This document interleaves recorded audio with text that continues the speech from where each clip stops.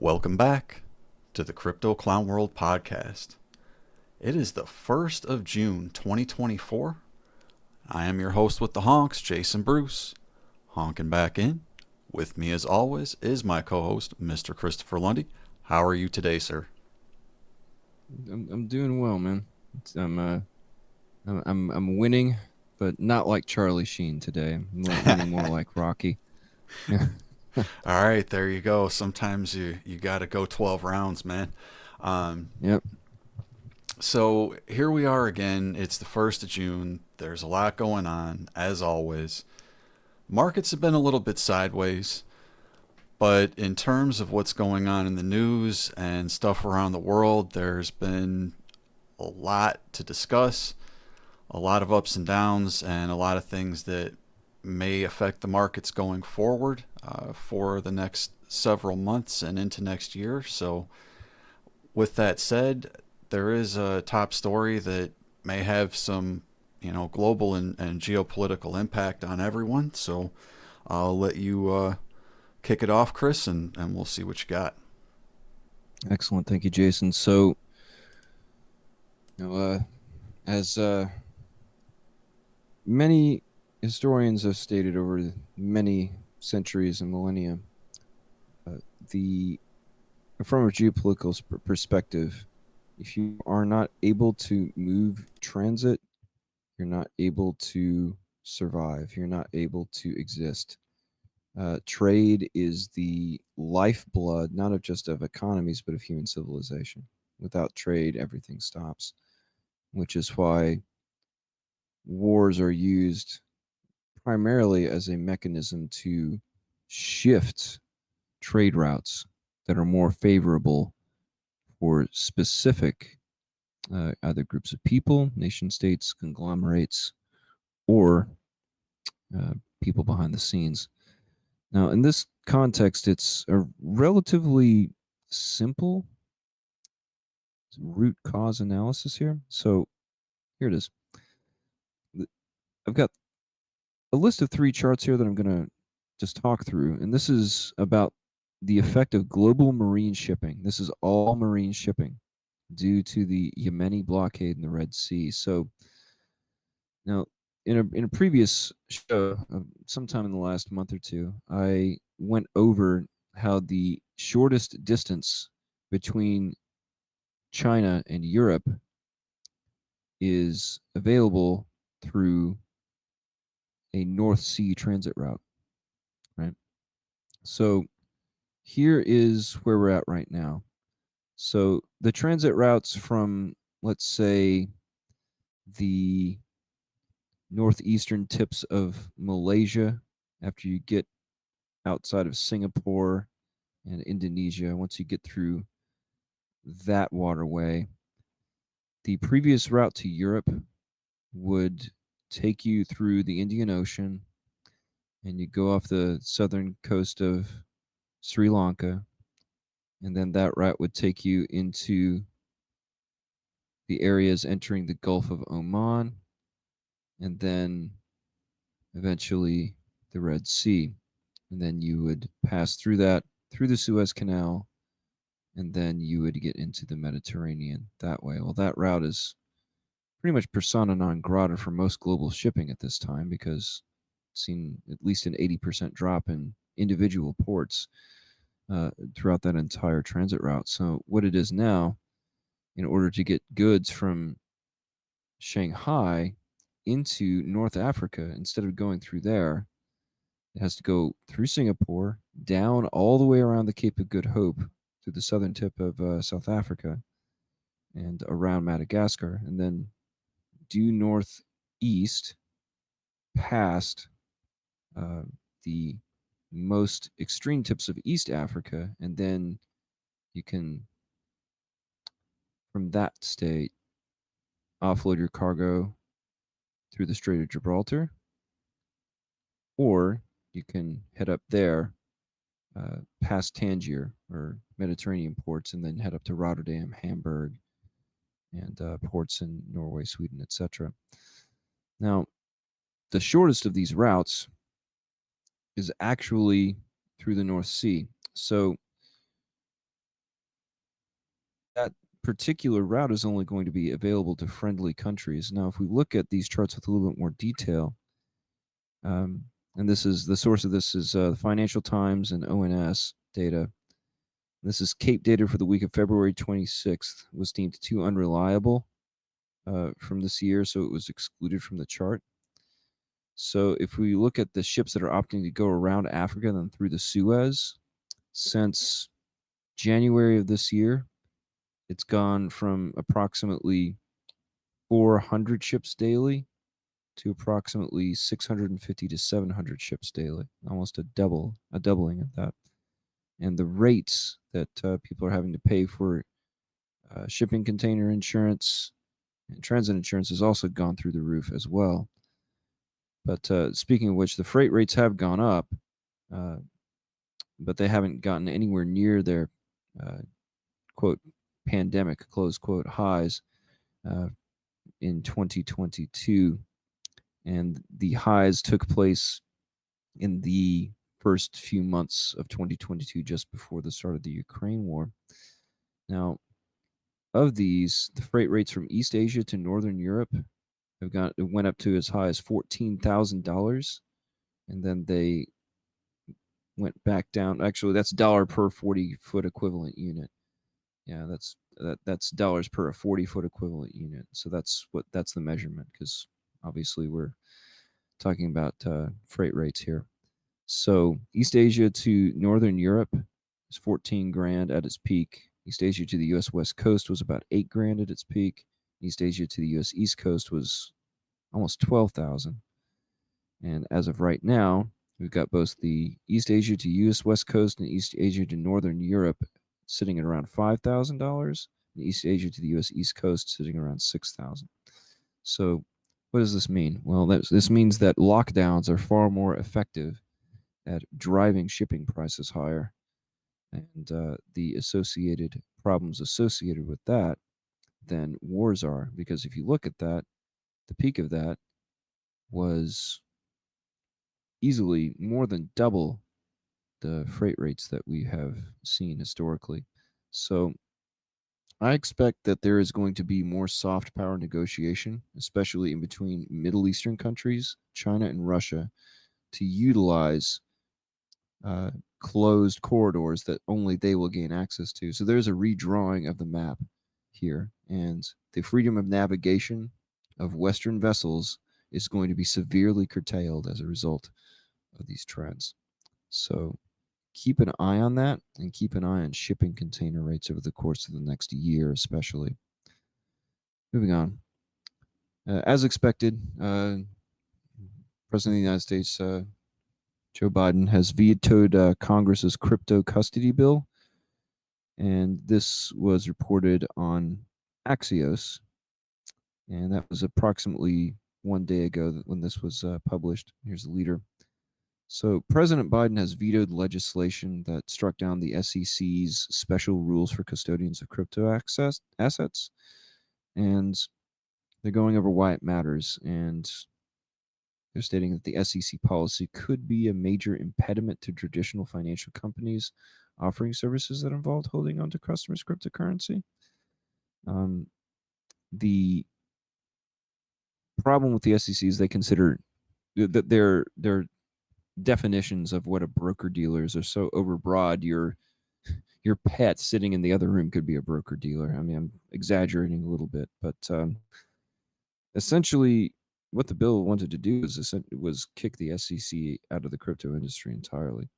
And so, from a standpoint that there may be use cases and situations where the and this is about the critique here, that the critics of the legislation have pointed out the clock had already run out for Congress to review the procedural actions by the SEC under the Administrative Procedure Act. So the backlash is basically more, legalese instead of focusing on, ways to get the economic engines going. And if you relate this to the article I covered last week about private stablecoins needing to be the bedrock of on-chain commerce, you know, it's important to get the SEC out of the way to make that happen, because they basically want to have their camel's nose in every tent in this context. So I expect that this effort is not over. And in fact, there are super PACs as we speak being developed. And I'm not a fan of super PACs at all. I don't think that undue influence of people simply because they're wealthy can move the needle. But in this case, I won't make an exception. I'll simply observe it. Um, there is a super PAC being put together to essentially do a full court press to get Washington to back off of the crypto industry. This has benefits and disadvantages because there's another FTX waiting for us. And I'll cover some stuff about FTX later in the show. But the problem that we have with regulators is that they're making up the rules as they go along. They're behaving like the very people that they're trying to regulate, because we've got another instance of state capture here. So we're not dealing with honest brokers, as evidenced by a case against that the SEC brought in a crypto procedure, not procedure, but um, what was it? A prosecution attempt. I don't remember which case it was, but it was dismissed with prejudice, and the SEC's conduct was negatively referenced in that. So there were problems there. Now, moving on, I came across a very interesting chart today, and it is in relation to Ethena. It's spelled ETHENA. Now, Ethena is has a stable coin called USDE, and there haven't been a lot of big players in stable coins really blow the market's face off in a while. But we've got a situation here, ladies and gentlemen. So if we look at the beginning of this year to now, over the course of the last 6 months, Athena's USDE has surged by 2,730.4% to reach a market cap of $2.4 billion, which now officially makes it the fifth largest stablecoin in the entire crypto market. So it's time to start paying attention to this asset. It's interesting to see this as well, but I'd rather see this with private stablecoins. But again, I think that particular idea has not yet left the, shall we say, the production meeting room, as it were. So if we look at this article, and this is a reference from BNB Static, so it's Binance research. So take with it what you will. It's still a research. It's about 70 pages or so, maybe 69 pages. So I'm going to focus on page 3 of this report, which is entitled The Big Picture. And I'm going to read it out for everyone. The resurgence of markets is here, and with it has brought interesting developments in the decentralized finance space. Notably, the broad market rally has been accompanied by a substantial influx of capital into DeFi, pushing the total value locked, which is TVL, that's how it's abbreviated for those that are not familiar, to approximately $94.9 billion US in 2024, up from $54.2 billion. So that translates specifically into a 75.1% rebound, which is massive. Now, when you consider DeFi dominant, which measures the DeFi market cap as a percentage of the global crypto market cap, the same trend can't be ascertained, which suggests that while DeFi has captured more on-chain liquidity, the sector's public market valuations have yet to catch up with the wider crypto market. So that indicates that liquidity is coming in, but the valuations of those platforms are lagging. But as long as you have adoption, that is the most important aspect. But adoption by itself is not enough. You have to have utility. If you're adopting something that can be easily pumped and dumped, or something that can be rug pulled, adoption doesn't matter. You're not doing your due diligence in this context. But this is a very long document, ladies and gentlemen. Also, I would reference page 4 of this report, which goes over every DeFi subsector that has experienced an influx of capital this year. And it goes over different types, including liquid restaking, liquid staking, bridge, DEX, etc., CDP yields. Have a look at those numbers, because if you look at them for liquid restaking, the year-to-date percentage increase is 3,963.8%. But if you compare that to real-world assets, specifically real-world assets, it's only up 17.8%. So that tells me that the market is seeing an opportunity in liquid restaking, but is overlooking real-world assets, which I think is a worrying trend because people are missing opportunities. They're chasing fast profits, and there's lots of scams in DeFi, ladies and gentlemen. It's an unfortunate truth, but it's where we are. So let's go ahead and move on to practical. Let's get into some more of the practical aspects of where we are with today's geopolitical situation. So, as I reported in previous shows over the course of the last month, things aren't looking good for Prime Minister Nikol Pashinyan over in Armenia. Monday of this week, there were approximately between 10 to 20,000 people, including the patriarch of the Armenian Orthodox Church, that were protesting outside of his residency, which is significant. They essentially surrounded his residency and demanded his resignation. As of right now, that resignation has still not come. How he got out of that situation is not clear, as OSINT feeds haven't really gone over it in detail. And moving on to purchasing power parity, and I'm going to be focusing on South Africa pretty considerably in today's report. So let's have a look at this. So if we go back to the latter days of the apartheid era in the early 1990s in South Africa, their purchasing power parity, which is GDP as a share of the global economy, in 1992, it was 0.8%. Last year, in 2023, it was 0.56%. It's a fairly considerable drop. Now, this is according to IMF data. What could have caused this over that time frame? Well, 1992 was what, 32 years ago? So that's a long time. We've seen lots of different population trends. We've seen significant violence that has reappeared in South Africa after apartheid ended, especially violence targeting the Boer minority in South Africa, as well as other aspects of that. Now, there was also a high court ruling in South Africa that recently ruled that the Economic Freedom Fighters, not Economic Freedom Foundation, as I previously reported, that was a misstatement. The name of the party is Economic Freedom Fighters, which is the Communist Party of South Africa. Their chant of "Kill the Boer, shoot, shoot" was declared to not be hate speech by the High Court of South Africa, which is a very worrying trend, because if the High Court of South Africa is ruling that chanting about killing people is not, something that could be considered a prosecutorial offense, then why is it that South Africa is, so up in arms about what is happening in the Levant? There are many contradictions here, and this is a worrying trend, because if I look at what South Africa is doing here, and then I look at the recognition of Palestine by Spain and overtures that Belgium is about to do the same, but at the exact same time, they are brokering deals with Ukraine with long-term security arrangements. Why is that happening simultaneously? Well, something tells me there's about to be a strategic redeployment. I'm not going to go into all of the details in terms of the thesis. I think that anyone that has taken a look at these war theaters understands who is behind them and what the final aims are. And in the interest of time, I'm not going to go into those details. But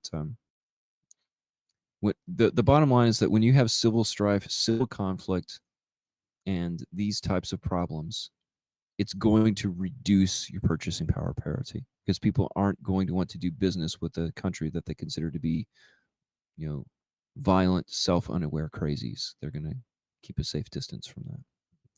So, as it relates to BRICS, Russia has a lot of work to do in terms of allowing these new satellite states that are within its sphere of influence to kind of back off on the rhetoric a little bit.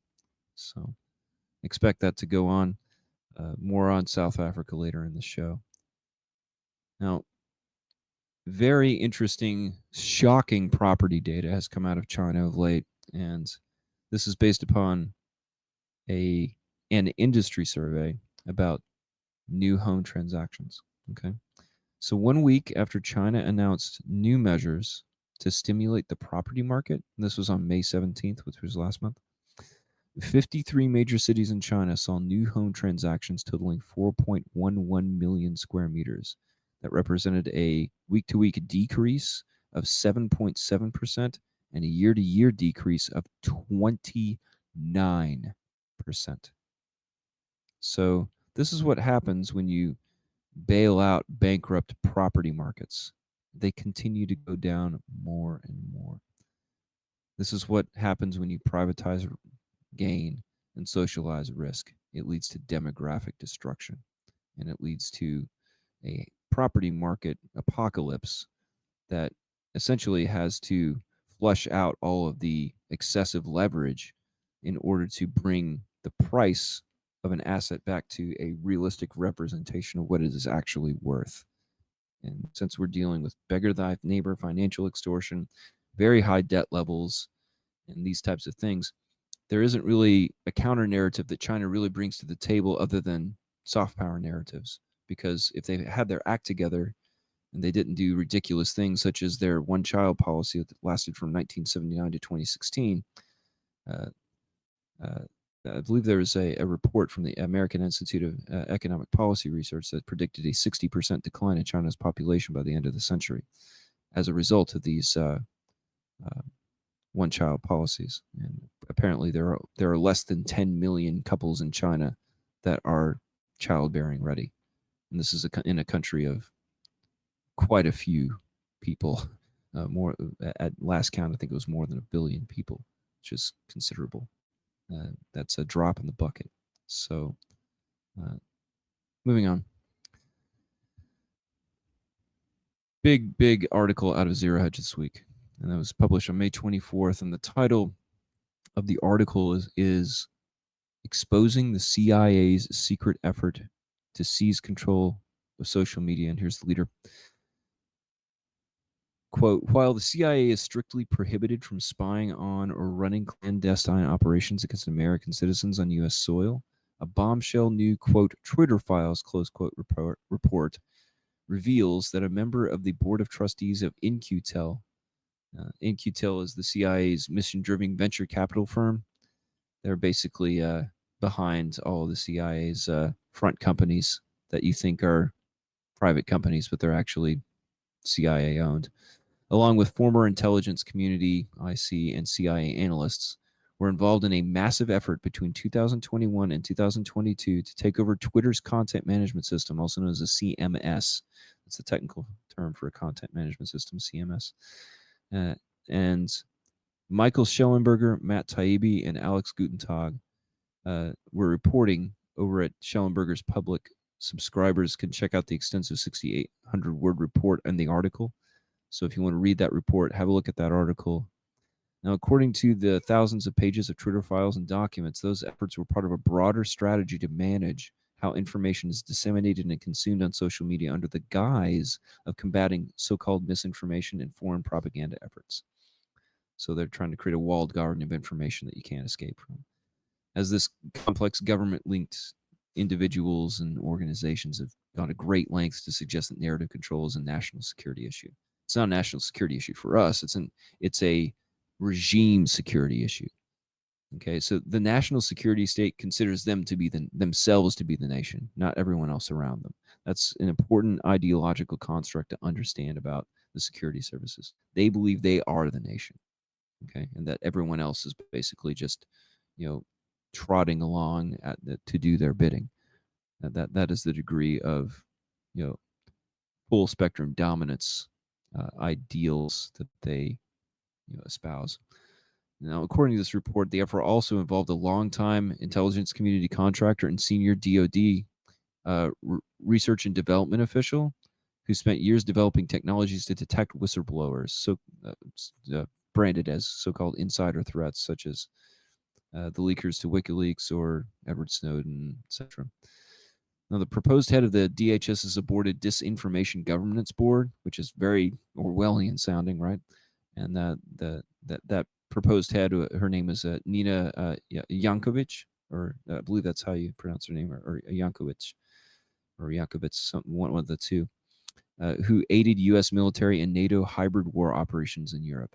So they're openly stating that they're going to engage in an information war domestically against the citizenry, which is in violation of their charter.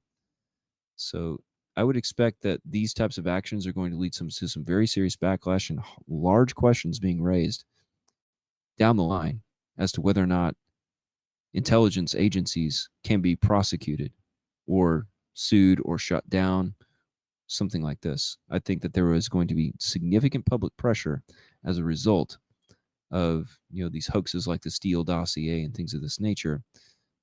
It's going to create a problem for the intelligence agencies of credibility and integrity, because narrative control is code for censorship. That's what they mean by narrative control. So be on the lookout for that, and pay attention to all the advice that I give in terms of how to secure yourself technologically. Moving on to the Levant, the one of the northernmost Israeli settlements it's called Kibbutz Margaliot, and the mayor of this particular settlement has stated, and I quote, "We will close the military operations room in the settlement, and Israeli Defense Force soldiers will not be allowed to enter." Close quote. Now, the mayor of Kibbutz Margaliot, uh, for this particular settlement, it sits right on the Lebanese border, and it's a common target of Hezbollah attacks of late. Now, this statement has shown pretty clearly the amount of dissatisfaction that's growing from the IDF's inability to protect settlements of the Galilee from Lebanon. And this dovetails into the Cradle article that I referenced previously in some previous shows, to areas of northern Israel wishing to secede from Israel and create the state of Galilee. So there's going to be some very interesting states of play if that secession takes place. So we shall see what happens. And as reported last week about the Georgian Parliamentary Committee, well, they have successfully, through their speaker, Shalva Papuashvili, they have successfully overridden the president's veto on the foreign agent law, and that was done on May 27th. So as of right now, Georgian Parliament has openly stated that any NGO that gets more than 20% of its funds from outside of the country has to register as a foreign agent. I expect that if any coup attempts fail in the Georgian government, any of the NGOs that are in the country will simply refuse to comply with the law, and it is entirely possible that Georgia may call Russian military assistance. I expect a coup or some type of severe interference in Georgia's sovereign affairs. And interestingly, the foreign minister of Lithuania, his name is Gabrielis Landsbergis, stated, quote, "The EU will reconsider relations with Georgia within a day and close the path for Georgians to the European community," close quote. Now, essentially, what we're seeing here is a bifurcation between East and Western Europe. The more of the so-called clash of civilizations propaganda. But these are irreversible changes on the longer term, ladies and gentlemen.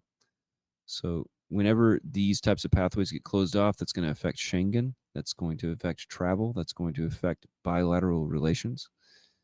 But it only benefits Georgia because they're going to have access to a market where they're not going to be constantly coerced and foreign agented towards complying with the demands of somebody that is not in their country. So expect to see big changes in Georgia throughout the course of June. Wild stuff is going to happen there. Now, there is another situation developing that I have been following with great interest, and this is in relation to the former head of Israeli intelligence, his name, which is Mossad. His name is Yossi Cohen or Cohen. Mr. Cohen threatened the prosecutor of the International Criminal Court in The Hague, demanding not to interfere in Israeli affairs. The threats were directed at the personal safety of the official and his family members. So now we've got spy masters threatening the court, and there are several articles that go over this. And now, Mr. Cohen was personally involved in a secret plot, and this is according to a Guardian article. And the title of this article is as follows: Revealed, Israeli spy chief threatened ICC prosecutor over war crimes inquiry. Mossad director Yossi Cohen, personally involved in a secret plot to pressure Fatou Bensouda to drop Palestine investigation.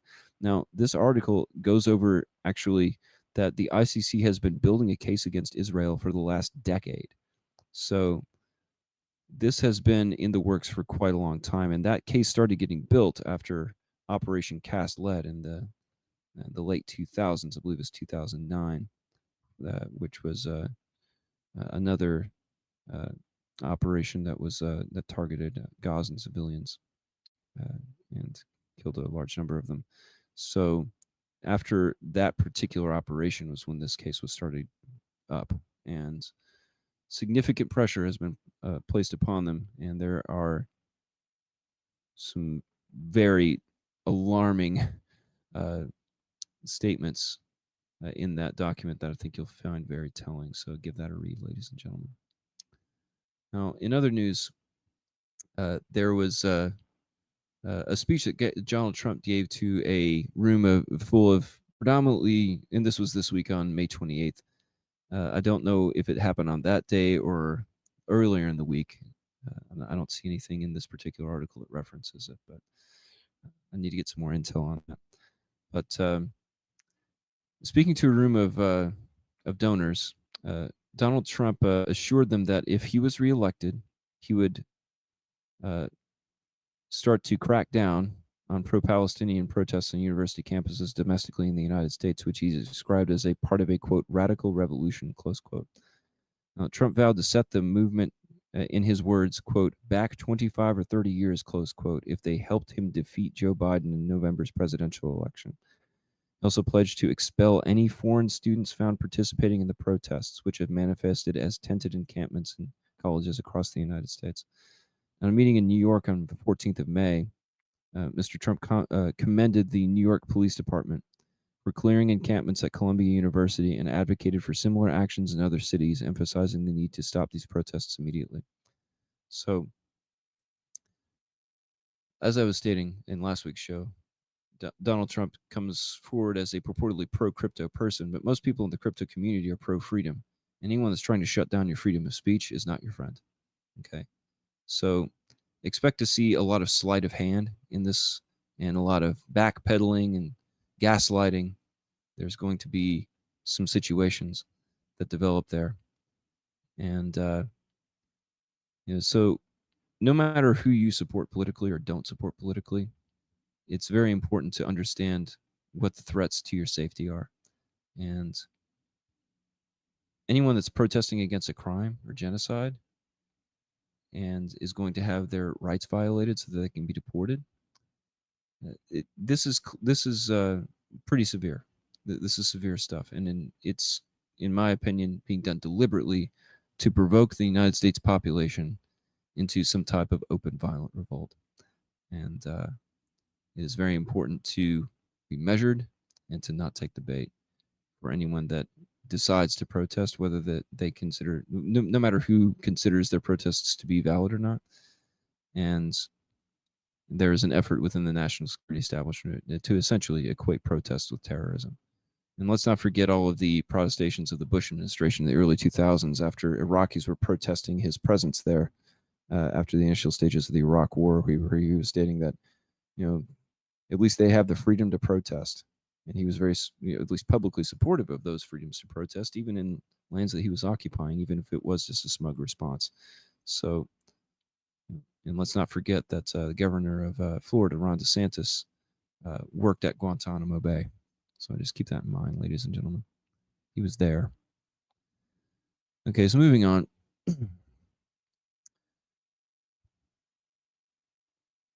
Okay, so more details about a very serious escalation in the Middle East.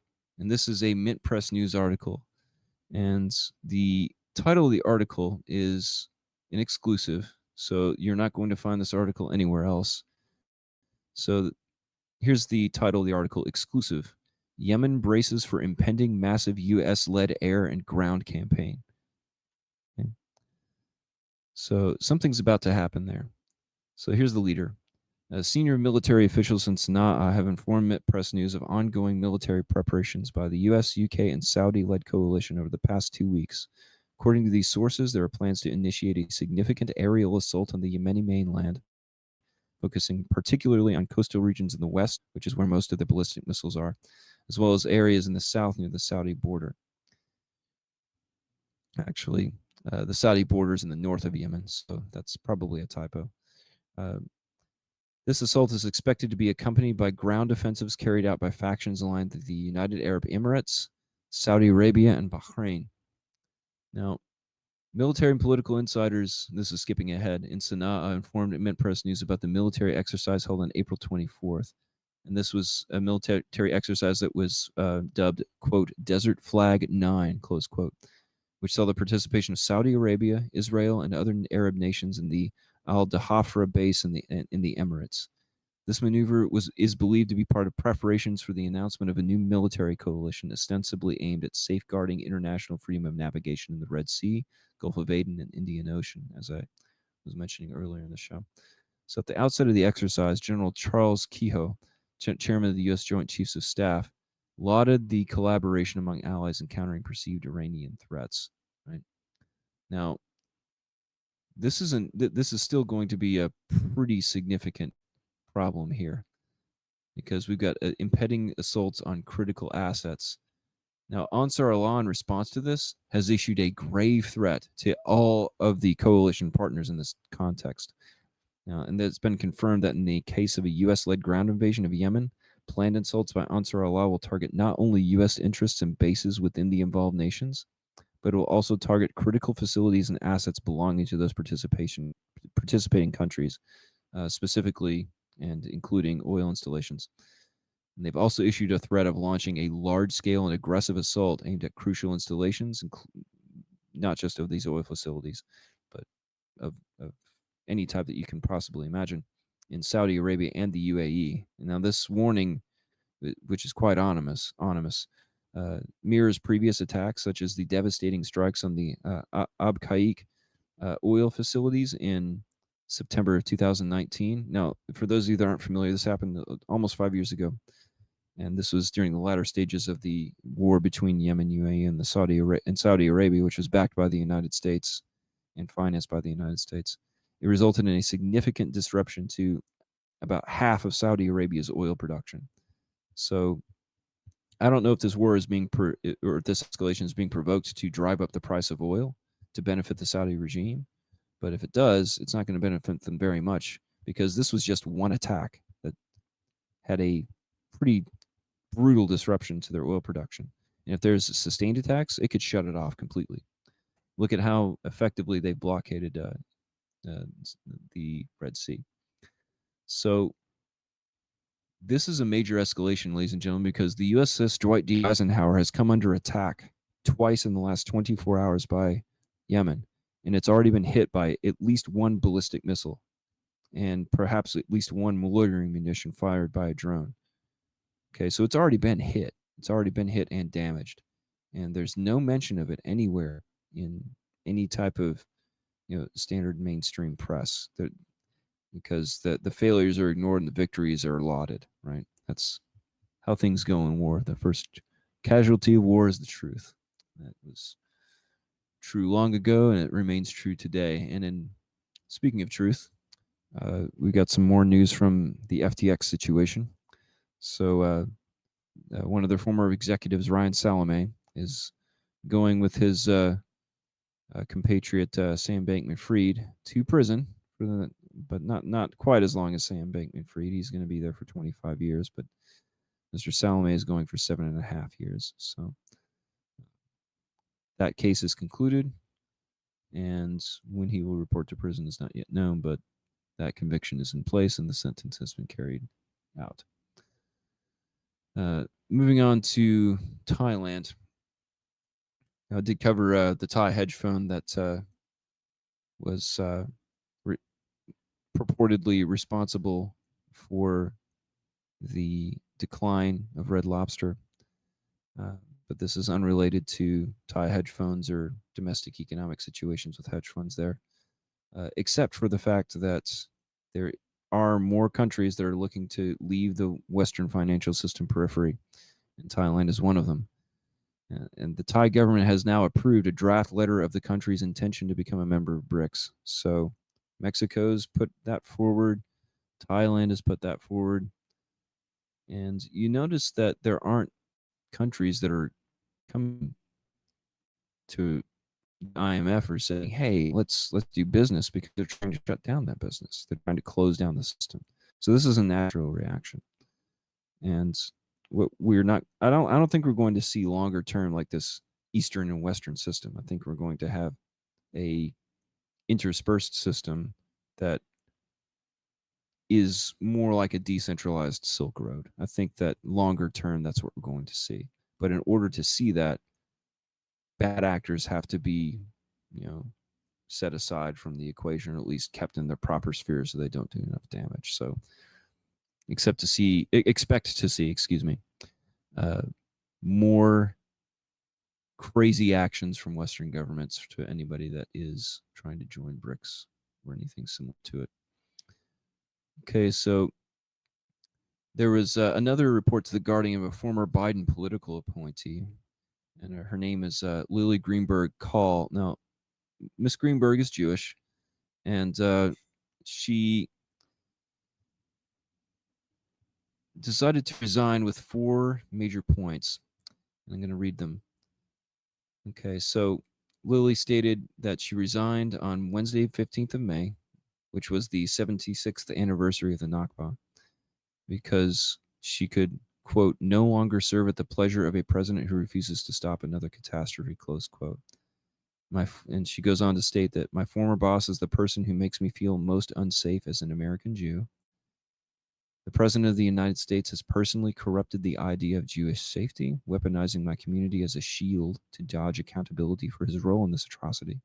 Lastly, she goes on to state that I am certain that Jews are not better protected by a war effort endorsed by the United States and waged in the name of Jewish safety that furthers a genocide of a whole people collectively framed as, quote, our enemy, close quote. So this narrative that there are no-go zones for Jews or things of this nature is propaganda. It's a way to instill fear in the population to support, uh, horrific actions that are happening in these wars and utilizing safety as the pretext. And remember what they were saying in 2020, 2021. It's for your safety. Okay, that safety messaging is coming up in the middle of a brutal war. So when they say they want to keep you safe, they mean the opposite. It doesn't matter who you are. Moving on. Now, there was a global research article that was published this week on May 29th. And it's entitled EU NATO Now Threatening Foreign Leaders with Robert Fico's Fate. And this is in relation to Georgia, actually. So give this article a read. I'll briefly go over an excerpt. So as the political West continues to sink, right, into utter insanity, its already atrocious diplomatic etiquette in the form of arm twisting and threats of sanctions is now being replaced by assassinations and attempted assassinations of foreign leaders, namely Robert Fico, who is now out of hospital, by the way. He was recently discharged. He's at home. As well as terrorist attacks on global military superpowers. Yet, to make matters worse, it seems that the EU and NATO's top-ranking officials are so detached from reality that they're now openly threatening foreign leaders and even nominally allied ones. They're so desperate to go to war with Russia that they're having to drag their own members kicking and screaming, which means that there's a lot more dissent within this bloc than is being reported. This is where compromat comes into play, ladies and gentlemen. This is where all the blackmail, this is what it was for this moment, to make sure that people followed the line. Well, some people, no matter what, are still standing up to this. So I think it's important to revisit these types of things because we make this automatic assumption, whether you're in any community, whether it be a freedom community, if you enjoy talking about these sorts of things, if you're inspired by it, that it's important to have a nuanced approach, because not every politician is evil. There's this idea that I think is easy to embrace, that all politicians are basically just, um, shall we say, pantomimes that you put a quarter into and it says whatever you want it to say, right? That's how politicians are referenced. Well, there can be honorable people and dishonorable people, right? It's about who should government serve, and I think we know what its point is at this point of the game, is that there is a clear battle between people that want to create suffering and people that want to alleviate it. Okay, so the world's tyrants and the world's healers, to put that metaphor in place, that's typically the healers are the ones that the tyrants target first. And I'm not just talking about medicinal people, but people that want to heal a nation, that want to heal division, that want to heal strife and conflict instead of create more of it. Because being in control means nothing if you have nothing left. And there's a quote from Sun Tzu that's very instructive in this context. It states that an evil man will burn his own country to the ground to rule over the ashes. And look at what's happening in any place that you see conflict, and take that quote to heart. That's Sun Tzu from The Art of War. Moving on. Ansarullah in Yemen has downed another American MQ-9 drone. Only this one wasn't shot down. It was brought down in nearly perfect condition, ladies and gentlemen. So they literally hacked and landed in a $30 million American MQ-9 Reaper drone. This is the most expensive and highest technology drone in the United States Air Force's arsenal, which means that these parts are going to be stripped down, recreated by Iran, and all of their targeting systems are going to be able to be successfully identified as a result of the deconstruction of this. So this is a game changer, ladies and gentlemen. And this is also another example of what happens when you export too much military power. You're literally handing over your best equipment to your adversaries. So there's a force multiplier and an equalizer effect happening, that there's a very clear miscalculation that has taken place as a result of that. So these wars are having very serious consequences for our national security in terms of us being able to protect ourselves at a basic level. Just keep that in mind. Now, moving on. And speaking of drone interceptions, Japan, for the first time, has intercepted a Chinese WL-10 drone for the first time ever, ladies and gentlemen. Now, Japan and China have not been in direct military conflict, to my knowledge, at a large scale since World War II during the Japanese invasion of Manchuria, which was some of the initial steps during the Russo-Japanese War. Actually, the Russo-Japanese War was a different conflict that happened before World War One, so it would be more in the context of the Russo-Japanese conflict as it relates to World War II. But most of that conflict was not Russia directed against Japan; it was America directed against Japan, starting in 1941. So it's important not to confuse those two events. But Japan and Russia were not allies during that fight, because Japan was allied with the Third Reich at the time. Now, Japan has claimed the drone was heading in the direction of the Kadena Air Base. Now, the Kadena Air Base is a joint U.S.-Japanese air base on the Japanese island of Okinawa. It's also the most important air base in the whole of Japan. So it's clear that China is looking to gain strike force intel and U.S. military assets, specifically air force assets within Japan and within the wider South China Sea and Taiwanese peripheries. Okay. Now, moving back to the Levant, now, one day after an evacuation order of the UNRWA headquarters, that's UNRWA, that was issued by Israeli authorities against UNRWA in occupied Jerusalem, And the deputy mayor of Jerusalem, Aryeh King, has presented a plan to build a Jewish-only settlement on the ruins of the UNRWA building. So there is going to be an active effort by Israel to push out all UN buildings.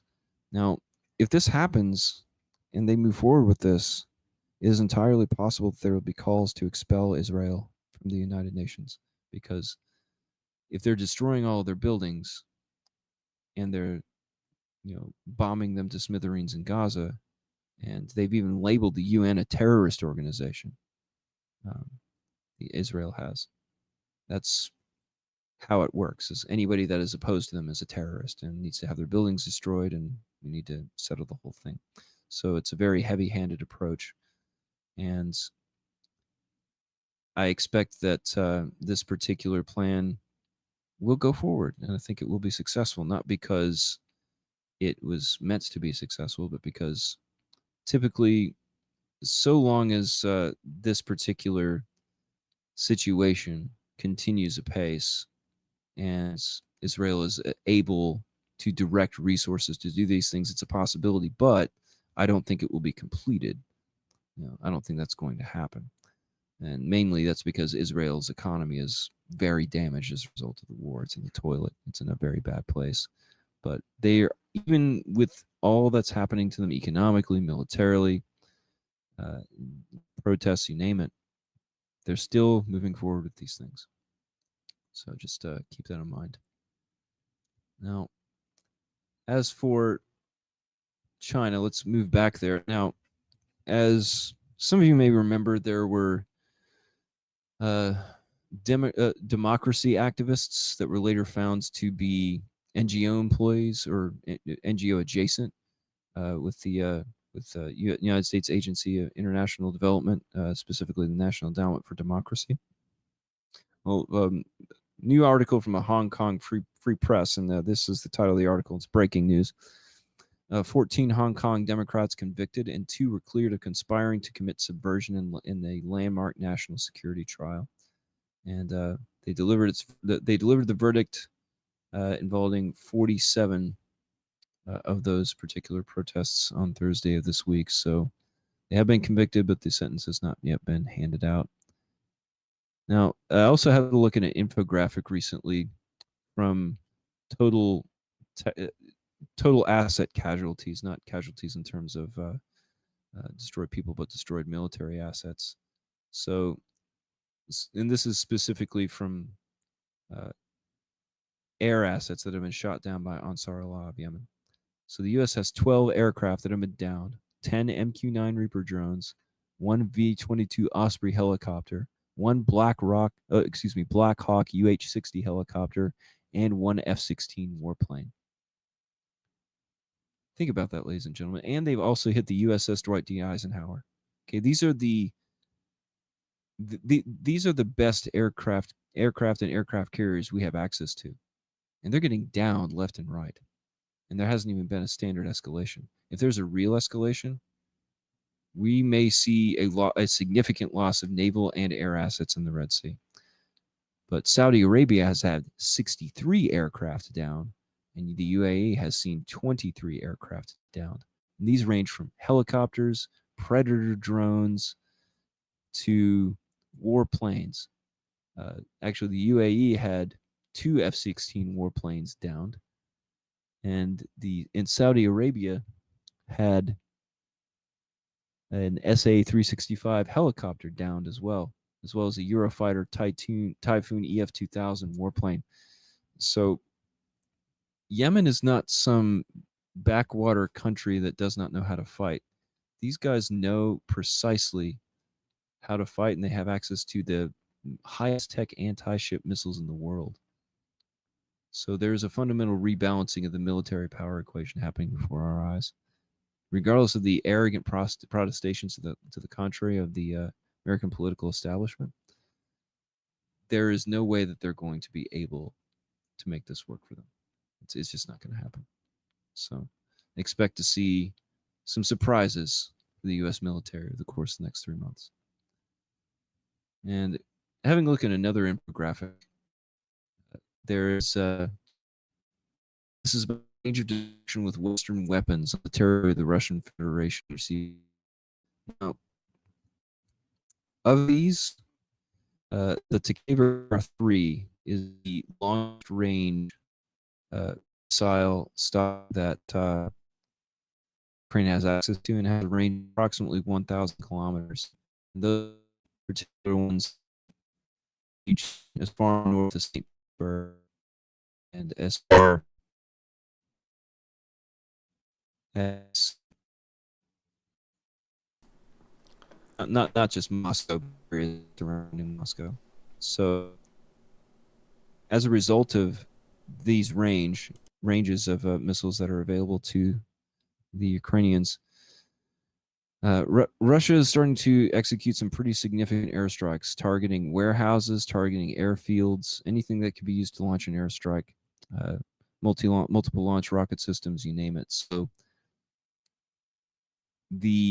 I expect to see more high-grade electronic warfare come into play in every war theater, especially if Russia gives access to their electronic warfare to the Yemenis or to anybody within the Palestinian or Levant war theater, Israeli war theater. It's going to be a significant game changer because let's not forget that the whole of Israel was under GPS jamming during the Iranian retaliation for the destruction of their consulate in Damascus, and missiles still landed on them, which means that missiles are being used that are GPS proof in this conflict. Okay? So we've reached that point where GPS jamming does nothing to these weapons. So moving on. So the election in South Africa, let's go back there, has concluded. Now, the South Africa's African National Congress, which has ruled the country pretty much since apartheid ended, has lost its majority for the first time. Now, the ANC has lost it, and their share of the vote was approximately 42.6%. And there have already been calls by Jacob Zuma, who is another one of those World Economic Forum cutouts, to run the election again.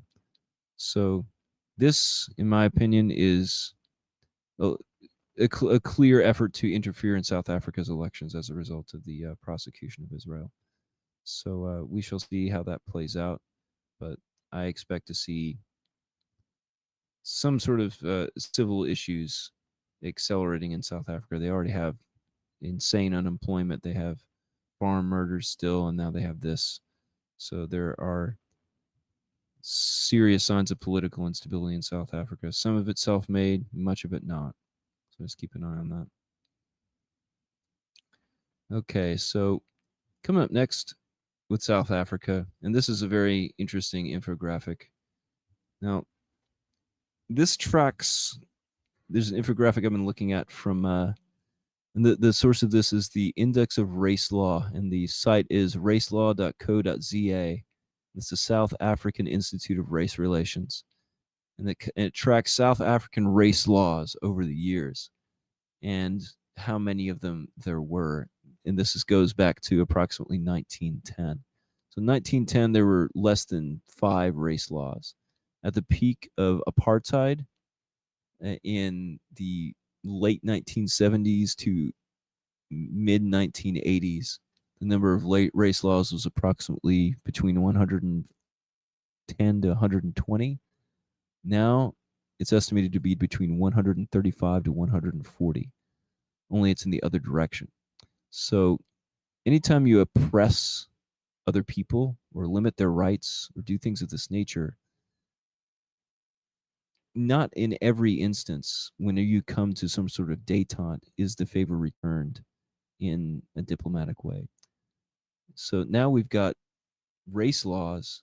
There's more race laws right now in South Africa than there were during apartheid.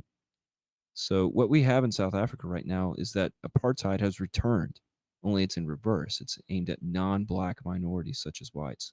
So this is what I mean as it relates to integrity, ladies and gentlemen. If you say one thing and then you do another, you have no integrity. If your words do not match your actions, especially in political affairs, this is not good for South Africa. It's not good for people that are trying to hold people that are committing crimes accountable, because they're still committing crimes themselves. This is why the issue of compromat and the issues of racial conflict delegitimize these efforts and undermine them, right? Because anytime you have a hypocritical stance, it severely limits your capabilities of being able to, step forward in a way that is, not antithetical to reason. So, and that's something that I didn't know before this podcast. So it's important to educate yourself geopolitically, ladies and gentlemen, because if you stay on top of these things, you'll be able to see through a lot of the narratives that are painted before you. Okay. Now, moving on. Now, there's another story out of Israel from 2022.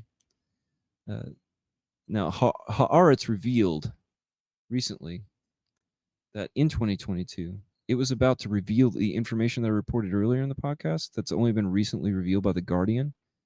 And this is related to an extortion operation that was led by Mossad against the ICC, the International Criminal Court. But an Israeli security official blocked publication. Basically, the military censor blocked it. It added that its report provided evidence of digitally intercepting correspondence between Palestinians who were passing information to the court and its staff, and that the operation was led by the Shin Bet military intelligence.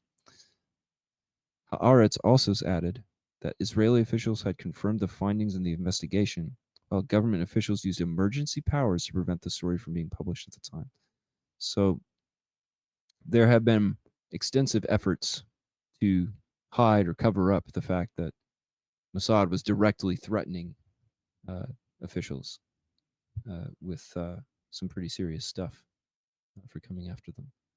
So I have not seen many other instances of the court being directly threatened in this way.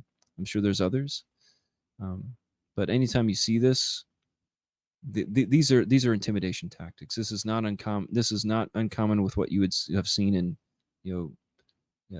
the mafia war that happened in the days leading up to, and actually just following World War II in New York City. There's a huge gang war in New York City that took place between the five families, as it was called.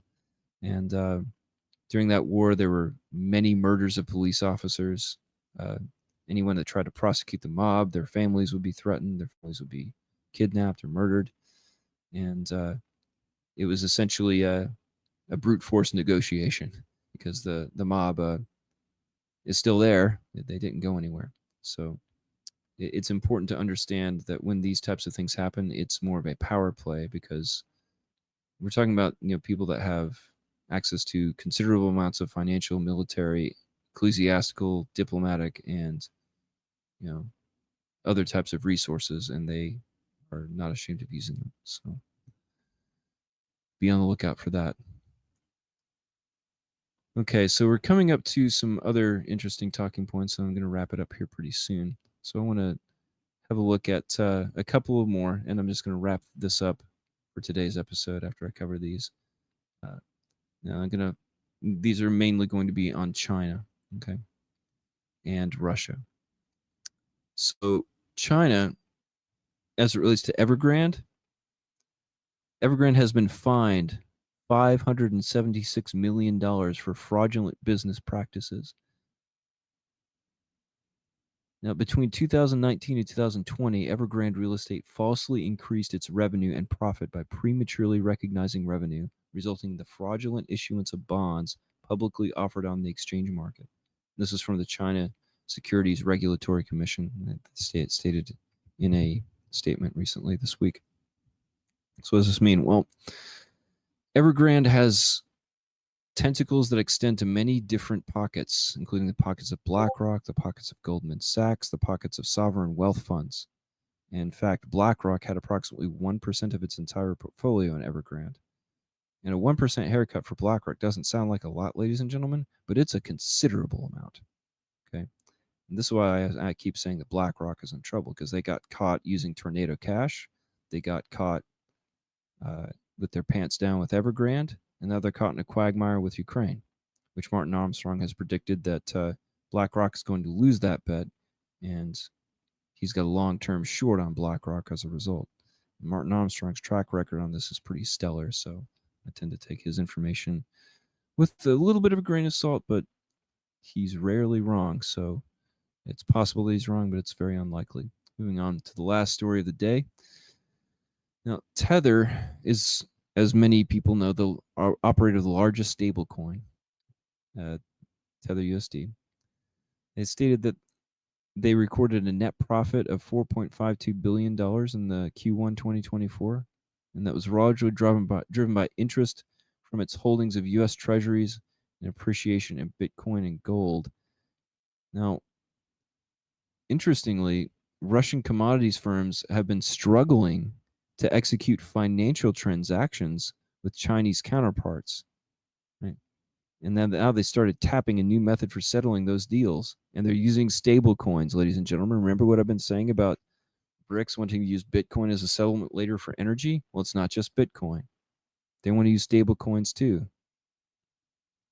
I, I think they're going towards Tether because of its common use and high, uh, not necessarily market value, but market cap. The problem with Tether USD is that it's a censorable blockchain.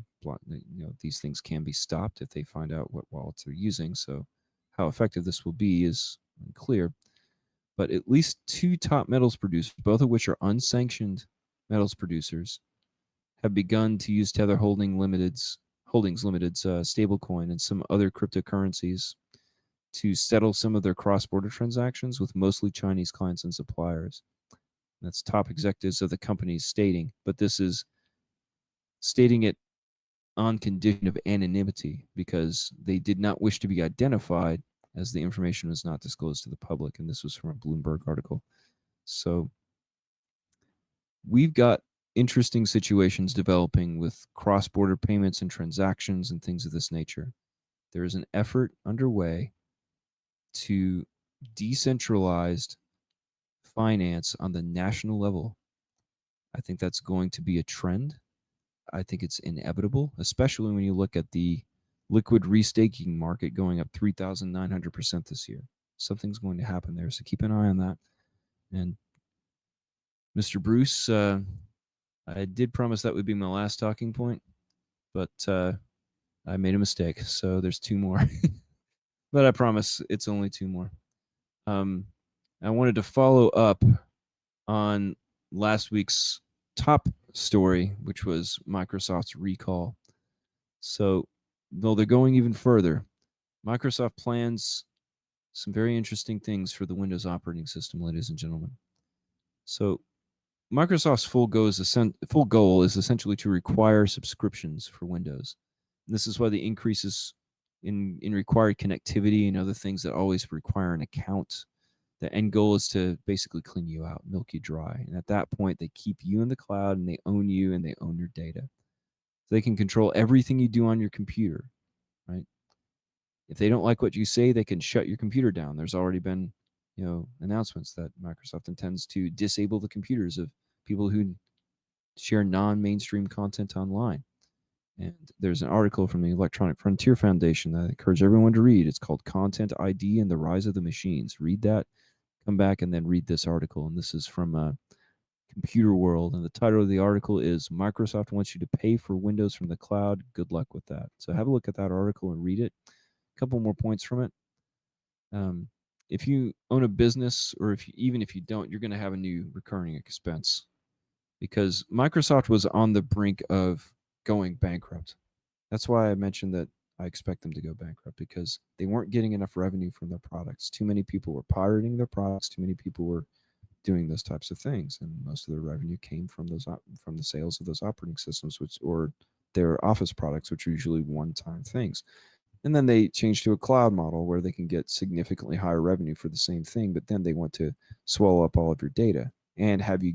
So they want you to pay them to spy on you, pay them to disable your computer, pay them to shut you up. Okay.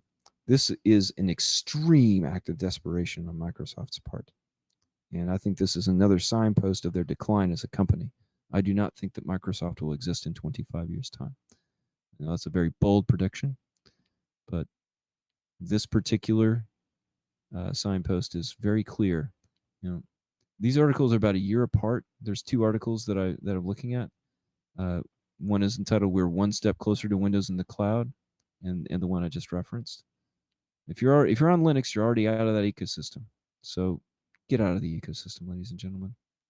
And last talking point of the day: price changes of food in the last 30 days, and some have gone up and down. So I know lots of folks that listen to the podcast are probably struggling with their expenses, but I've got some good news for you. So the price changes in the last 30 days. So potatoes have gone up by 36%, tea up by 15%. These are all the gainers. Cocoa, 14%, wheat, 13%. Wheat was actually down 1% earlier in the year. Rubber is up 11%, orange juice 11%, cheese 4%, soybeans 4%, cotton 2%, coffee 1.8%, milk is up 1.5%. Now, the losers are lumber, which is down considerably, 4.3%, and this is most likely in relation to significantly declining construction activity in the commercial real estate sector and the commercial real estate apocalypse that's going forward here in the States. You got wool down 2.9%, sugar down 4.7%, and rice down 6.3%, which is very considerable.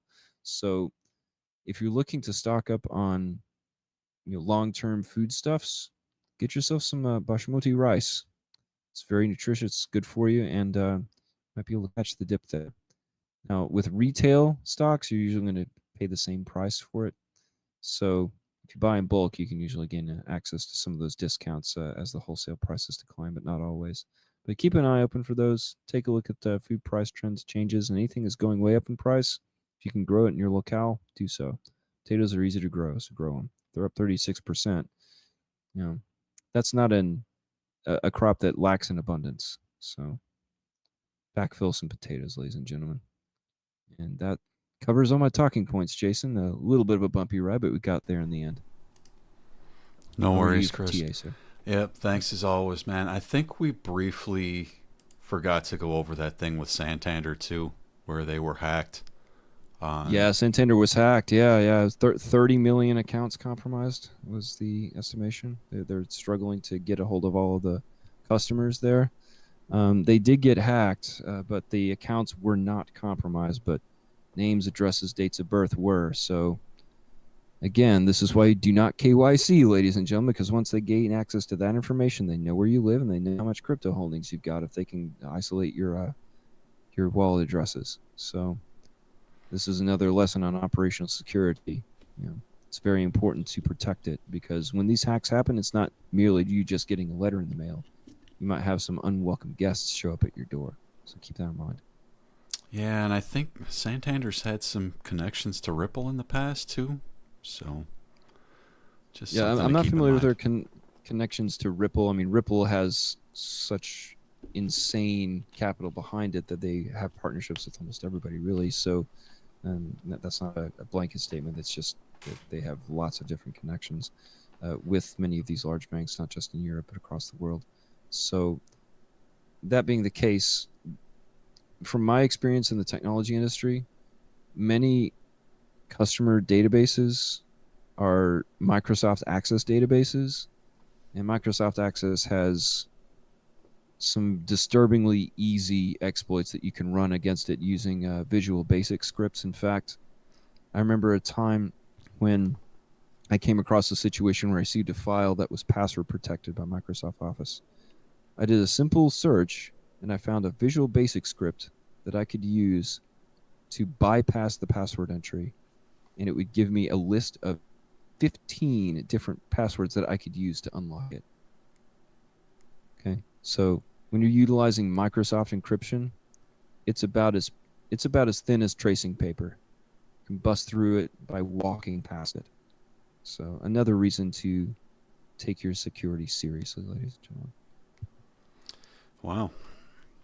All right. So I think that about covers it on the news. And thanks as always, Chris. A wild ride as usual. Took us around the world and back. So thank you And for that, as sir. they would have said in The Godfather, salud. Take care, my friend. All right. So jump in and do a little TA here. take a look and see where CME closed. CME closed for the week at 68.30 and actually closed just above a local point of control on the 4-hour. So that'll be something to watch for as the markets open up tomorrow. We did just have a daily close here, so we'll take a look at that. Just briefly looking at the weekly chart before we jump into that daily close. Looks like we still don't have a confirmation on the stochastics RSI cross at the 20 level, but we're getting very close there. And we do see the RSI kind of consolidating here in between this green level of support and the overbought territory, which is kind of telling us, and I stated this on the last podcast, if we see confirmation of the stochastics RSI cross, we should see the RSI break back into this overbought territory. All right. So, as we zoom in here a little bit on the 15-minute, we're just super tight with the moving averages. We're just below the 200 MA, which technically is a little bit bearish. However, consolidating right around the 21 MA, right around the 50 level on the RSI. Stochastics are trying to point up a little bit. So let's take a look at the daily close. We did actually have what looks to potentially be a bullish close here with the green candle closing above the 21 MA, long wick on that previous red candle, which also again closed above the 21. So it looks like that closure is attempting to or has closed above this local point of control here, which that level is around 67,673. All right. So with your RSI just above the 50 level, it's a good sign. Just need to see these stochastics start to curve back up on the daily. So if we take a look at the 4-hour here, this has actually been a bit of bullish momentum that's kind of building here. If we take a look at what this actually is, this is just a series of higher lows, right? So now we have this kind of resistance line.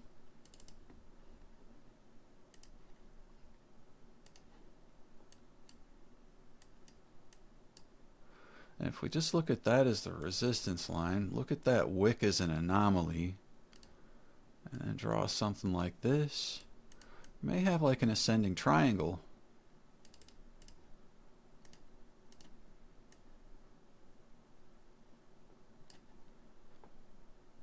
And your breakout target on that is going to be around 68,650.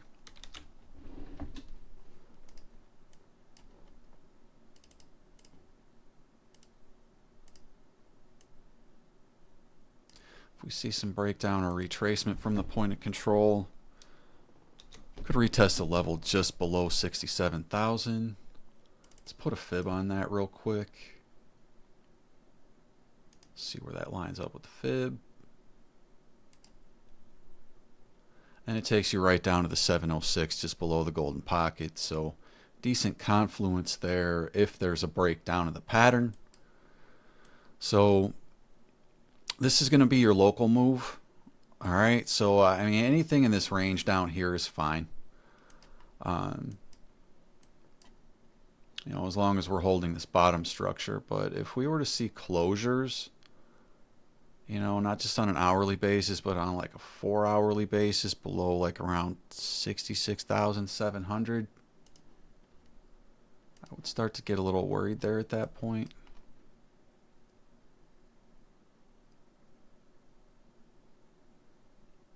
Let's actually call it 67,000. So 4-hour closures below 67,000. It could take you back to the range lows.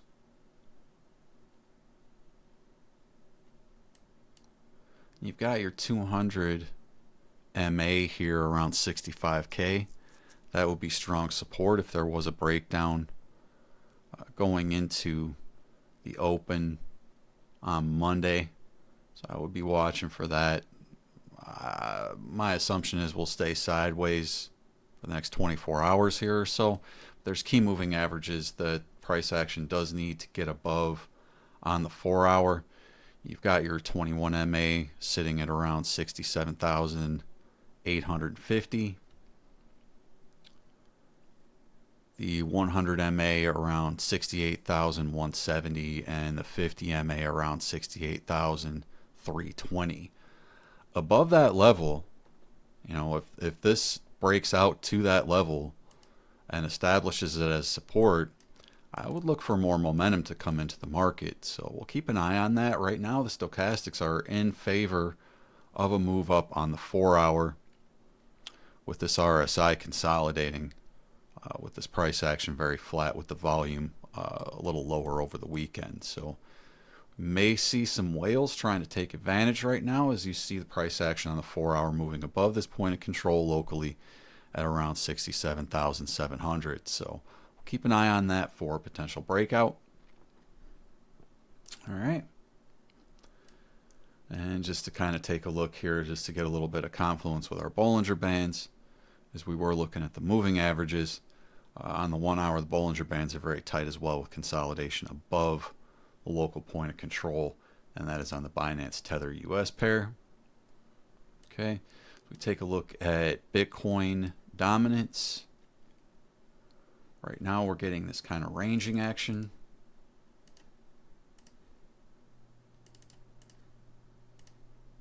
So in this kind of descending channel,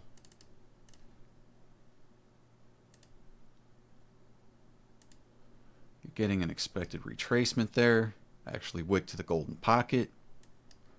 So this dominance could actually come back up, and you could look at this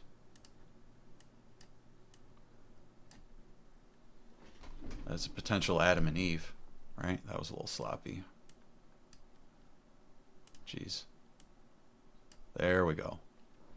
All right, full control over my hand on that third try. So that's your Bitcoin dominance play right now. This could bump back up to this area here around 55%.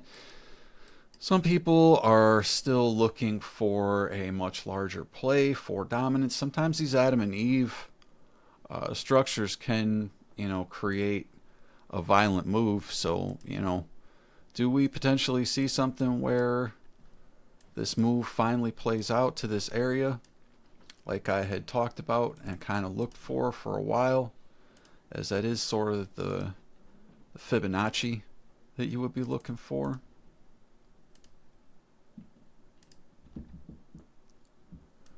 You're in a flag right now, so we'll keep an eye on that for dominance. If there's a breakout of this, the measured move would be like directly to that.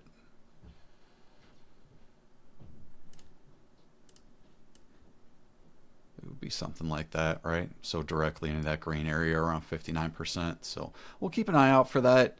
If that breaks down, you're coming down here to these fibs, 53%. 52%. And this 200 weekly moving average sitting around 49% if we were to see a run for altcoins. Maybe you see the dominance come down to that level. So we'll keep an eye on the dominance. Moving over to Tether dominance. Seems to be weakening a little bit. This almost could have been perceived as a breakout type of a move right here. But I'm kind of not feeling it now because of the way this has moved sideways.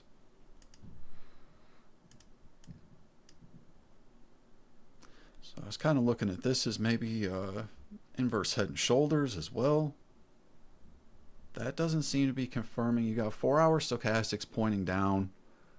If you lose RSI on the 50 level for tether dominance, on the 4-hour, it's going to correspond to what we were looking at for Bitcoin, right? So might be some weekend whale moves coming in here. Get this move down for tether dominance back to the bottom of the range, and then decide trend direction from there. And like, if you're talking about what is now formed into a pretty symmetrical triangle, maybe even a bit of a descending triangle, if you're talking about that breaking down, you're talking about something like that where you're at around 4%. Even if we were just to take it from the point of control, just above 4%. So somewhere in that range for tether dominance is possible. If you get the move up, you're going to be looking at this resistance level, 4.87%, just below 5%. All right. And we were potentially looking for like a larger pattern here, but that has not played out yet as well. All right, and it's kind of looking unlikely, so I'm just going to delete that for right now, just in the interest of cleaning things up a little bit. And we'll continue to look at the tether dominance as that unfolds over the weekend, but it looks like we might get a little move down here for right now. Looking at the total 3, let's take a look at this monthly close. So we did just have a monthly close, right? So we probably should look at that for Bitcoin and Ethereum as well. But taking a look at this for total 3, this isn't what I would call a bullish engulfing candle, but it can still carry the price action upwards. So if this was a pullback, we'll see this price start to level out, move sideways and up, potentially to this golden pocket area, which we never did quite reach. Moved above the 0.5, came back down, wicked back up to it, and now consolidating just below it at this high volume node. So, the next area that the market cap would kind of magnetize to would be this area around 820 to just under 900 billion. But you've got to see Bitcoin make that move first, right? So let's take a look at Ethereum.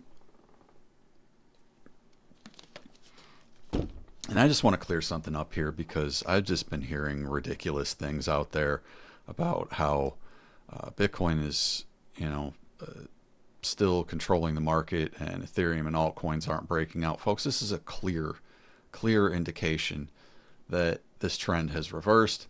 You have a stochastics RSI cross confirmed at the 20 level.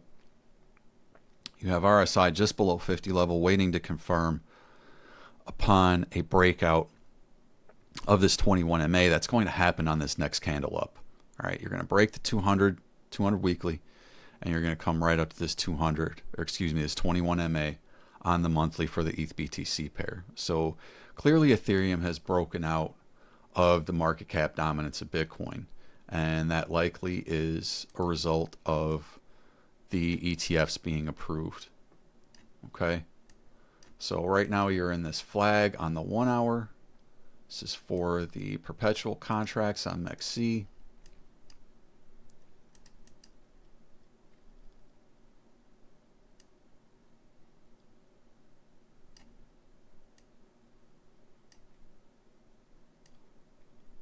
So I was told Ethereum was going to capitulate over the past week or so. And instead, what it did was pump 33% versus BTC. And luckily I look at charts and I was able to catch that full 33% move with a long position at high leverage. So that position is currently sitting at about 850% profit or so. So I don't listen to people, I listen to charts. All right, clarify that. So in terms of the next targets for Ethereum, next target is pretty lofty. If it breaks out of this range to the upside, just below $4,800 is the target. Any consolidation or retracement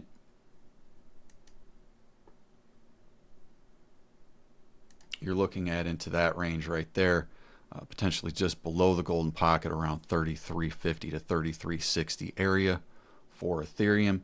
If that level didn't hold, I would expect this level here to be tested just above 3,000 at around 3,097, all the way up to about 3,194. If for any reason that level didn't hold, a retest of the 200 daily moving average at 2,867 would provide strong support. Again, I've been told that Ethereum is going back to $2,000 this year, and this chart does not provide that information. With that in mind, moving on, BNB, third largest cryptocurrency by market cap, did actually make a bit of a breakout move as we were starting the show. So it looks like it's actually retesting that breakout move right now and this point of control right around $602. And I do still have a large long position open there as well, over 4,000% in profit for my BNB long position. Okay, so over a 40x for that position. So I'll continue to monitor that. I do have a position open for XRP as well. I did not sell this position. Okay, I got in all the way down here, on this wick, right around 50 cents, just above 50 cents. I did not sell this position when we came up to this area. I want this lower position. I'm going to try and hold this until we see XRP back above $1 and back above all-time highs. So that is my mission right now. On this 24-minute time frame currently, we are seeing some bullish divergence. All right. So that's something to keep an eye on in this sort of a chubby triangle that's formed with this consolidation just above the point of control. Something like this. See a breakout move to that next volume node, 53 cents, before deciding a trend direction for XRP. I am looking for much higher price targets out of this thing. Okay, so if we take a look at the daily close, this is actually starting to flash bullish. Clean this up a little bit.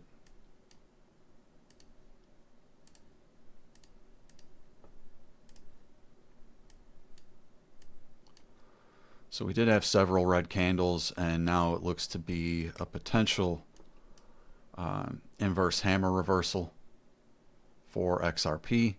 I would just like to see confirmation above the 50 level for RSI, back above the 20 level for the stochastics, and finally above the 21 MA on the daily for the price action, which is going to be just above like 52.5 cents. So flip that into support, and XRP can potentially make a move back up to the top of the pattern. This consolidation has been inexorable, and to me, this should resolve to the upside in what appears to be an ascending triangle. Keep in mind, nothing is written in stone in crypto, so, you know, retracements will take you somewhere to this level. Golden pocket, 47 cents. All right.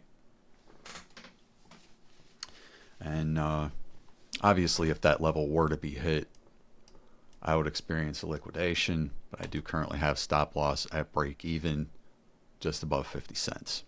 Okay. So that's what I'm looking at for XRP. You know, in terms of your next targets, the important levels are going to be 66 cents resistance and then 74 cents resistance. There's a lot of chop in this area. Above that, you're going to move to 77, 80, and 83 cents quickly. A breakout of the 87 cent to 95 cent range will take you above $1 to about $1.03. Okay, so keep an eye out for that for XRP. I do think it can make that move potentially this year into next year, and next year I do expect a new all-time high for XRP at some point. I know it's been a long time.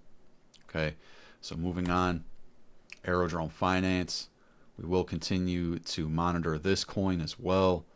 It looks like a breakout and retest of this flag. Got a bit of a rounding bottom forming some nice wicks here. And your next measured move up on this flag is $1.34. So a breakout of the $1.20 to $1.21 level should take Aerodrome Finance up to about $1.35. Above that, I do have a target at $1.57 and $1.93. Above that level, it will challenge all-time highs. And the next stop will be around 267 and then around 330. So I'm very confident in this project.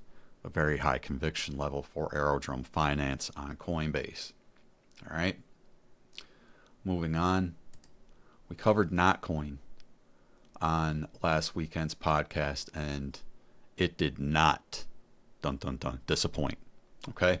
So I drew this flag just a couple days ago, leading up to the podcast. Break out of this point of control, hit the measured move perfectly, wick just above this 1.66 cents area. So this is a hot coin right now on the Telegram ecosystem. We highlighted this right here. Unfortunately, it did not quite wick down to this buy zone that I had set out. So if you manage to get into this thing just below or around half a penny, you are in excellent profit right now, and it is consolidating up here, kind of flagging out in this range around 1.5 cents. So congratulations to anybody who may have bought this coin. I'm actually holding a free bag as I mined this on my phone, and Telegram airdropped it to me. Amazing. So I did have a few requests from Xavier. And shout out to Xavier in the Crypto Clown World Discord. Thanks as always, man, for bringing your content as well on XCH and other stuff within the mining and security realm. So he did ask to take a look at some privacy coins today. Rose does have some privacy features along with being a layer 1 and also having an AI narrative behind it, among other things. Check out this coin. It's a pretty neat coin. Currently, you're seeing what looks to be a potential breakout consolidation. So you had kind of a sideways breakout here from this sort of a falling channel type of a pattern. So now you've gotten into this consolidative area here. And your measured move out of that would take you above this resistance here, just above 12.5 cents. All right, if that flips to support, your next move up likely is going to be around 14 to 15 cents above the golden pocket area for Rose. So I am bullish on Rose. I am holding a decent sized bag of these coins. I am looking for much higher price targets into the bull run. If we see a breakout of 25 cents, I would expect this thing to really pick up momentum and challenge all-time highs from there. All right. 39 cents would be your macro golden pocket target. And above about 50 cents, this thing is going to start cooking. And I do see price targets potentially up above around $1 for Rose. If the market really gets cooking, we can look at $1.50. Okay, so those are the price targets I'm looking at for Rose. I believe we had a ask for XMR as well. So we'll take a look at Monero.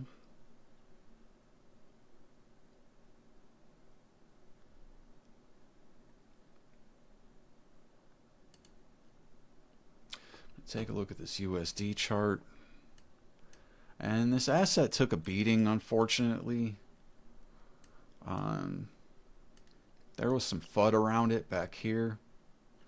So it took this hard dump after we were sitting up, pretty nicely spring of last year. And this thing did dump down to this level just below $100. So it's been consolidating in a range between there and about 187, capped out at early this year, or excuse me, early 23. So that actually bottomed out 22.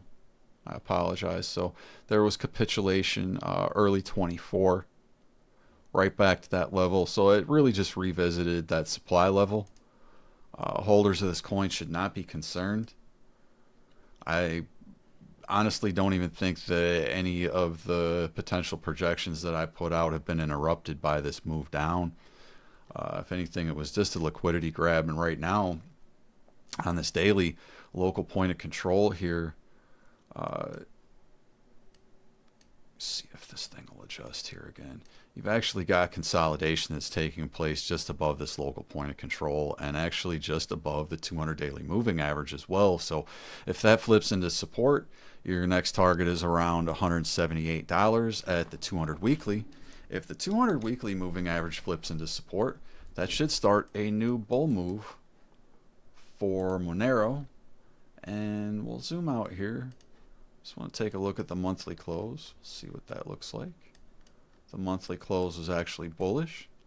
Okay. So the monthly close was bullish, and it printed a hidden bullish divergence. This is very strong. Very, very strong for XMR. And it could be, all right, could be, where's my parallel channel? Here we go. Could be just that we're seeing something like this, right? So you could potentially look at that like that.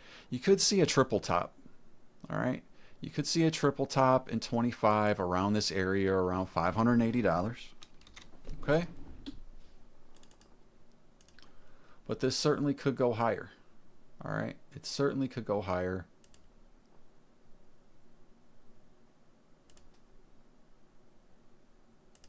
So if we just take a look at a fib, a realistic level above that would be at $777 for Monero.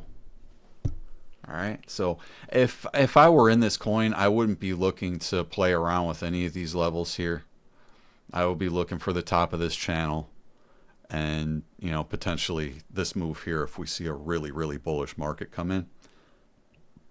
So be patient with your Monero if you're holding it.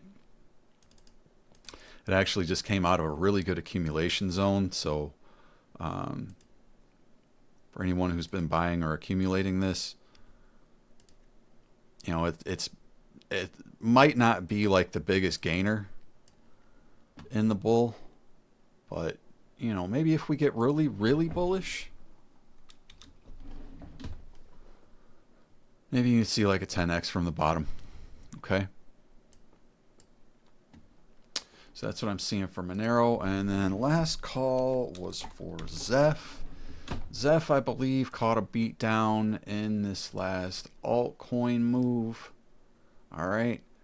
Been watching this chart. Still in a bullish consolidation in this huge falling wedge. You're approaching this local point of control on the daily. And you have now printed and are confirming a very nice bullish divergence. It's a slightly adjusted price target as this has gone a little bit longer, and we'll just be conservative and take it from the point of control. All right. And it's just literally going to bring you right back up to the top of the pattern, which technically is the measure move target for falling wedges. All right.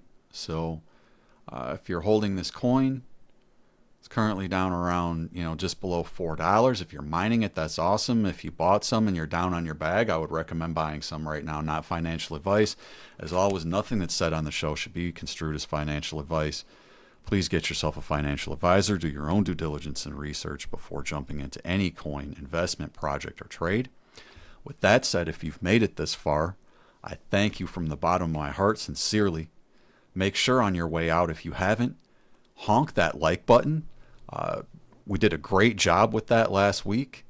Got lots of likes and lots of comments from the people watching and listening as well. So I really appreciate you folks out there.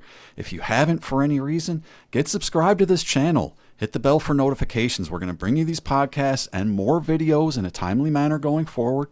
All right. So with all that said, I'm your host with the honks, Jason Bruce. I'm going to get honking on out of here. This has been the Crypto Clown World podcast for the 1st of June, 2024. Thank you, everyone. God bless you all. Take care. Much love. And we will talk to you soon.